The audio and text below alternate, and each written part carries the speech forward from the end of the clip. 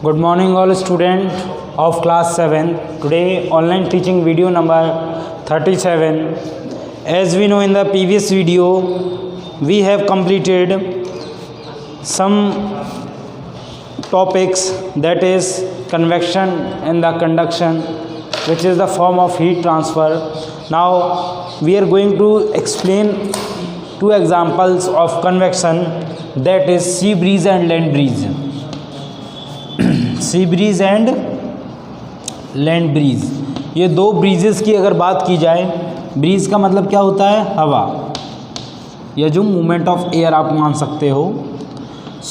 अब इन्हीं ब्रीजेस के ऊपर, या ये दो ब्रीजेस काम करते हैं आपके, land bridges and sea bridges, ये आपके कन्वेक्शन जो टॉपिक है या कन्वेक्शन जो हीट ऑफ ट्रांसफ़र वाला टॉपिक है उस पे ऊपर डिपेंड करते हैं या उसको फॉलो करते हैं।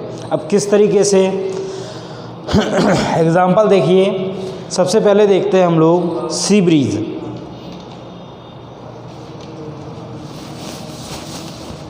दिन के समय क्या होता है कि गर्मी होती है। सपोज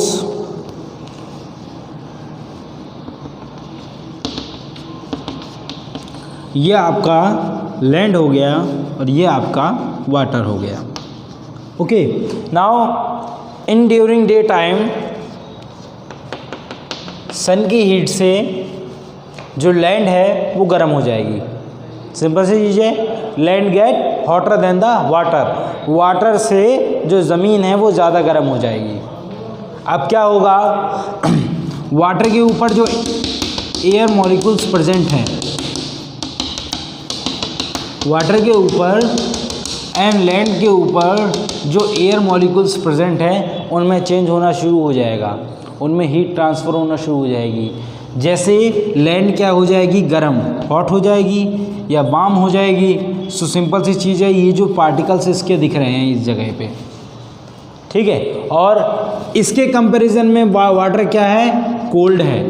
इसके कंपैरिजन में लैंड के कंपैरिजन में वाटर क्या है, कोल्ड है। अब सिंपल सी चीज़, जब ये चीज़ें गर्म हो जाएंगी तो जो एयर पार्टिकल्स हो जाएंगे वो हल्के हो जाएंगे, लाइट हो जाएंगे इन वेट, और ये एयर पार्टिकल्स मूव करना शुरू कर देंगे अपवर्ड, अपवर्ड मूव करना एयर पार्टिकल्स शुरू कर देंगे। और एयर पार्टिकल्स जब अपवर्ड शुरू कर देंगे तो यहाँ जो स्पेस था वो खाली हो जाएगा, खाली हो गया। अब क्या होगा, इस स्पेस को फिल करने के लिए ठंडी हवा आएगी, और वो ठंडी हवा कहाँ से आएगी, आपके वाटर से लैंड की तरफ। और जब वो हवा वाटर से लैंड की तरफ बहेगी तो उस ब्रीज़ को या उस हवा को हम लोग सी ब्रीज़ बोलते हैं। क्या बोलते हैं? सी ब्रीज़। और ये कब होता है? डे टाइम में, दिन में, जब ज़मीन गर्म होती है और जो वाटर होता है वो क्या होता है, आपका ठंडा होता है। तो उसमें क्या है, कंपैरिजन बन जाता है, जिसमें क्या होता है, ज़मीन अपने ऊपर के पार्टिकल्स जो होते हैं उनको हॉट करती है, एयर पार्टिकल्स को, और वो अपने जो एयर पार्टिकल्स हैं वो ऊपर की तरफ मूव करना शुरू कर देते हैं, क्योंकि वो लाइटर हो जाते हैं, और कोल्डर जो पार्टिकल्स होते हैं वो हैवियर होते हैं, तो वो इनकी स्पेस ले लेते हैं। ऐसा कंटिन्यूसली ये चलता रहता है, बार बार ये पार्टिकल्स यहाँ आएंगे, फिर दोबारा जाएंगे, फिर ऊपर से एटमॉस्फेयर से दोबारा ठंडे होके दोबारा वाटर के ऊपर आ जाएंगे। इस तरीके से ये जो प्रोसेस है वो चलता रहता है, और ये एक सी ब्रीज़ आपको देखने के लिए मिलती है।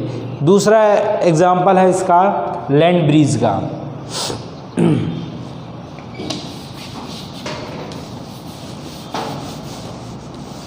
अब लैंड ब्रीज क्या होता है, ड्यूरिंग द नाइट, नाइट के समय में लैंड ब्रीज देखने के लिए मिलता है। सो एट नाइट, नाइट में हम लोग लैंड ब्रीज देखते हैं। अब लैंड ब्रीज देखने का तरीका क्या है, जैसे सेम वही प्रोसेस, ये आपकी लैंड हो गई और ये आपका वाटर हो गया। अब लैंड और वाटर, अब क्या होगा, रात के समय में जो आपकी लैंड है वो ठंडी हो जाएगी, मतलब it get cold, whereas water क्या हो जाएगा, इसके कंपैरिजन में गर्म रहेगा। वाटर क्या रहेगा, इसके कंपैरिजन में गर्म रहेगा। अब सिंपल सी चीज़ है, तो वाटर के ऊपर के जो एयर पार्टिकल्स थे वो कहाँ मूव करने लगेंगे, ऊपर की तरफ मूव करने लगेंगे, और यहाँ पे जो स्पेस है वो खाली हो जाएगा। और इस स्पेस को भरने के लिए यहाँ से जो कोल्ड पार्टिकल्स हैं वो कहाँ की ओर जाएंगे, आपके वाटर के ऊपर जाएंगे, और यही जो ब्रीज चलेगी आपकी, या जो हवा चलेगी, वो किस डायरेक्शन में चलेगी, लैंड टू वाटर, और यही कहलाता है आपका लैंड ब्रीज, जिसमें वाटर की तरफ लैंड से हवा चलती है, जो कि ठंडी हवा होती है, क्योंकि रात में जो ज़मीन है वो ठंडी हो जाती है as comparison to water. Okay, so ये है आपका लैंड ब्रीज और सी ब्रीज, जो दोनों की convection method of transfer of heat पे डिपेंड करते हैं। इसके बाद नेक्स्ट आता है आपका heat transfer by the radiation. दो तो हमने कल पढ़े थे, कंडक्शन एंड कन्वेक्शन, आज पढ़ेंगे हम रेडिएशन। अब ये रेडिएशन क्या होता है, जैसे हम क्या है कि जो वेव्स होती हैं या जो हीट है वो वेव्स की फॉर्म में ट्रांसफ़र हो रहा है। वो किसकी फॉर्म में ट्रांसफ़र हो रहा है, वेव की। अब वेव की फॉर्म में ट्रांसफ़र होगा तो वेव को हम ना टच कर रहे हैं किसी दूसरे ऑब्जेक्ट को। जैसे इसका बेस्ट एग्जांपल है, जैसे मॉर्निंग में जो सनराइजेज आती हैं वो आपको रेडिएशन के थ्रू उनमें से हीट एंड लाइट प्रोड्यूस हो रही है।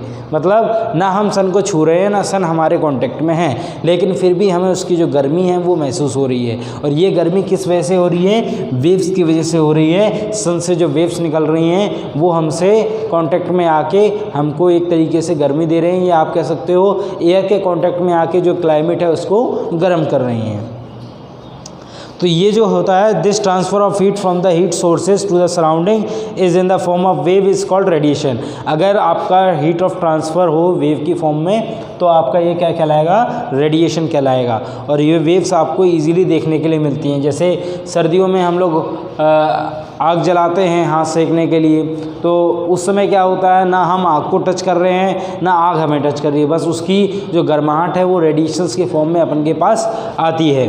इसी तरीके से एक चीज़ और है कि जब भी हम जो डार्क ऑब्जेक्ट होते हैं वो बहुत ज़्यादा लाइट को एब्जॉर्व करते हैं, बहुत ज़्यादा हीट एब्जॉर्व करते हैं, और वहीं जो आपके लाइट जो कलर होते हैं वो आपके कम हीट एब्जॉर्व करते हैं और कम ही वो आपके लाइट एब्जॉर्व करते हैं। इसीलिए क्या है कि हम जो समर सीज़न होता है, गर्मियों का सीज़न होता है, उसमें लाइट कलर पहनना पसंद करते हैं, और वो लाइट कलर सूटेबल होता है क्योंकि वो कम हीट एब्जॉर्व करता है ताकि हमें कम गर्मी लगे। और इसी प्रकार से जो सर्दियों के मौसम में क्या है, हम लोग डार्क कलर के कपड़े ज़्यादा पहनते हैं ताकि वो हीट ज़्यादा एब्जॉर्व करे और हम सर्दियों से बच सकें। अब यूजेस ऑफ रेडिएशन, रेडिएशन का यूज़ कहाँ कहाँ हो रहा है। रेडिएशन का यूज़ रूम हीटर में किया जाता है। आपको जब जिसमें रूम हीटर अप्लायंसेस होते हैं जिनमें क्या होता है, हम लोग वो जो गर्मी होती है जो कि आपके हीटर से निकलती है उसके थ्रू या तो हम उस पर खाना बना सकते हैं या हाथ सेक सकते हैं, तो ये भी एक रेडिएशन का एग्जाम्पल है आपका। ऐसे ही सोलर पैनल है, सोलर पैनल भी रेडिएशन एब्जॉर्व करते हैं, कहाँ से, सन से, और वो भी क्या है आपका एक रेडिएशन का एग्जाम्पल है। लास्ट टॉपिक है आपका प्रिवेंटिंग लॉस ऑफ हीट। हम किस तरीके से जो हीट है या हीट लॉस है उसको प्रिवेंट करें, तो उसके लिए हमारे पास बता रखा है पेज नंबर 86 पे, heat loss can be prevented by stopping conduction, convection, radiation. अगर हम ये तीनों चीज़ों में से कोई एक चीज़ बंद कर दें, या कंडक्शन बंद कर दें, या कन्वेक्शन बंद कर दें, या रेडिएशन बंद कर दें, तो आपका जो हीट ट्रांसफ़र है वो रुक सकता है, या लॉस ऑफ हीट या लॉसिंग हीट ये आपका स्टॉप हो सकता है। जैसे इसमें बताया है, पहला, the outer covering of thermos flask is made up of plastic and is made of cork. These material are insulator. अब अगर यहाँ बात करें एक थर्मस फ्लास्क की जिसमें पानी गर्म रहता है और ठंडी चीज़ हमेशा ठंडी रहती है, तो उसका कारण क्या है, उसमें ये बता रखा है कि जो उसकी आउटर कवरिंग होती है वो प्लास्टिक से बनी रहती है, और प्लास्टिक क्या होता है, हीट का बैड कंडक्टर होता है, आप कह सकते हो इंसुलेटर है, इसीलिए उसमें से हीट कंडक्ट नहीं होती है। The inner portion of the flask is double walled made up of steel or glass. The space between two walls is vacuum. अब क्या करा जाएगा, सबसे पहले जो आउटर वॉल थी वो किसकी बनी थी, आपकी प्लास्टिक की, उसके बाद नेक्स्ट आता है आपकी 2 स्टील की बॉल आती हैं और दोनों स्टील की बॉल के अंदर ये चीज़ वैक्यूम होती है, बीच में वैक्यूम पाई जाएगी आपकी। तो उस वैक्यूम से क्या होता है, since the air no particles, मतलब वहाँ पे अगर कोई भी आपके एयर पार्टिकल्स तो है नहीं, तो सीधी बात है वहाँ पे आपका कन्वेक्शन नहीं होगा, वहाँ पे आपका कन्वेक्शन का प्रोसेस नहीं होगा, क्योंकि कन्वेक्शन का प्रोसेस कहाँ होता है, जहाँ एयर पार्टिकल प्रेजेंट होते हैं। So it reduces loss of heat. The thermos flask is made up of highly reflecting material that reflect the heat back into the thermos. और अंदर की साइड में एक रिफ्लेक्टिंग मटेरियल लगा रहता है जो कि क्या करता है, हीट को रिफ्लेक्ट करता है वापस, ठीक है, हीट को क्या करेगा, वापस रिफ्लेक्ट करेगा। अगर ये दोनों साइड से देखा जाए तो ये एक तरीके की बोतल हो गई। अब इसमें क्या है कि मान के चलिए हम कोई भी गर्म चीज़ भरेंगे तो सबसे पहली चीज़ उसमें रेडिएशन नहीं होगी। कैसे रेडिएशन नहीं होगी, जो गर्म चीज़ से जो हीट निकलेगी वो इसकी बॉल से टकरा के वापस उसी में रहेगी, तो उसमें ना रेडिएशन हो रहा है। दूसरा, उसके अंदर वैक्यूम प्रेजेंट है तो कन्वेक्शन नहीं हो रहा है। तीसरा, उसकी बोतल आपकी प्लास्टिक की बनी हुई है तो उसमें कंडक्शन नहीं हो रहा है। मतलब अगर ये तीनों चीज़ें नहीं होंगी तो आपकी जो चीज़ है या आपने जो भी चीज़ थर्मस फ्लास्क में रखी है, जितनी गर्म रखी है वो उतनी ही गर्म उसमें रहेगी। इसीलिए जो कैप और इसकी जो प्लास्टिक बोतल यूज़ की जाती है उसमें जो आपकी जो थर्मस फ्लास्क में जो भी आपका फूड मटेरियल है वो हमेशा गर्म रहता है। तो ये आपका लास्ट टॉपिक था। और इस टॉपिक के बाद एक और है, we wears dark coloured cloth in the winter as the dark colour absorb more heat which makes feel comfortable in winter. Same चीज़ बताई हुई है कि गर्मियों में हम लोग डार्क कपड़े पहनते हैं। डार्क कपड़े क्यों पहनते हैं, क्योंकि डार्क कलर जो बॉडी होती है वो गुड एब्जॉर्बर होती है, और गुड एब्जॉर्बर होती है तो सिंपल सी चीज़ है, वो उतना ही ज़्यादा हीट को एब्जॉर्व करेगी, और हीट एब्जॉर्व करेगी तो उतना ही ज़्यादा हमको ठंडी कम लगेगी। इसी तरीके से समर सीज़न में हम लोग लाइट कपड़े पहनते हैं। लाइट कपड़े से क्या होता है कि वो एक रिफ्लेक्टर होते हैं, तो वो एब्जॉर्ब नहीं करते हैं हीट को, और सिंपल सी चीज़ है, जब हीट एब्जॉर्ब नहीं होगी तो आपको गर्मी भी कम लगेगी। Wool is the poor conductor of heat, get trapped between the wool fibre, does not allow the flow of heat from the our body and cold surroundings keep them warm. और जो वूल है वो एक पुअर कंडक्टर है heat का, तो simple सी चीज़ है, जो आपके ऊनी कपड़े होते हैं, वूल होती है, उससे उसमें जो हीट है वो ट्रैप हो जाती है और वो बाहर नहीं निकल पाती, और बाहर की जो ठंडक है वो अंदर नहीं आ पाती है।